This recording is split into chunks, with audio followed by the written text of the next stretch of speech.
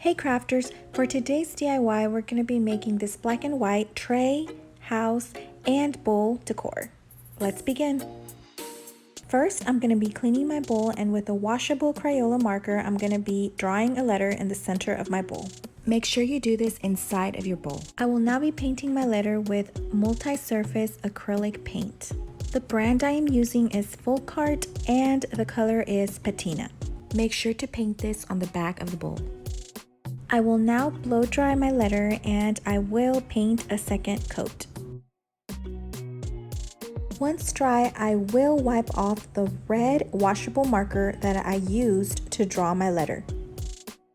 I will now Mod Podge my napkin to the back of my bowl. I cut in 3 pieces because I noticed the print was not on the whole napkin. I am applying a thin layer and I will do this in 3 sections.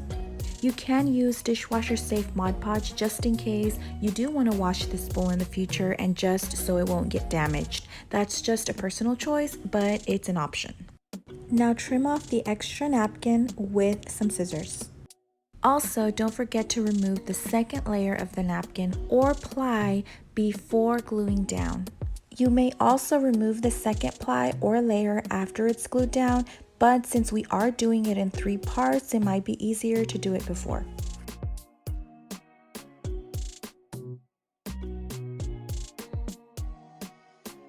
Now do the same thing to the back of the bowl, but make sure your design is showing upward. And remove the second layer of the napkin or the ply before gluing.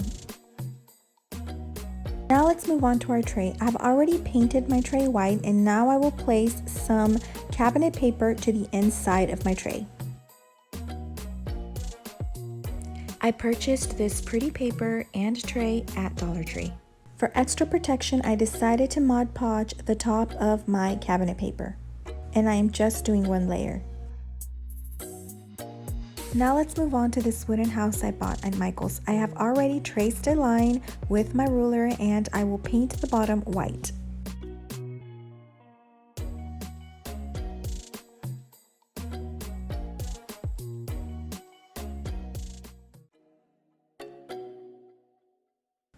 Now we will be adding some cabinet paper to the top part of our house. And we are tracing just so we get the exact measurement. You may also use a razor blade to clean off some of the edges if needed.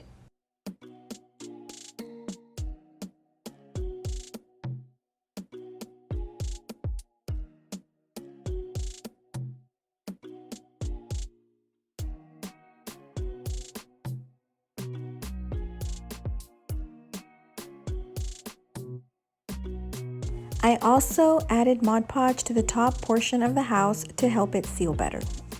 And I found these cute heart decor at Dollar Tree, and I will add it to the top of my house with some twine for extra decoration. I made a cute bow to the back of the house so you can display it either way, so it's reversible. See the description below for items used, and check out my rustic look DIY to make these very cute white love blocks.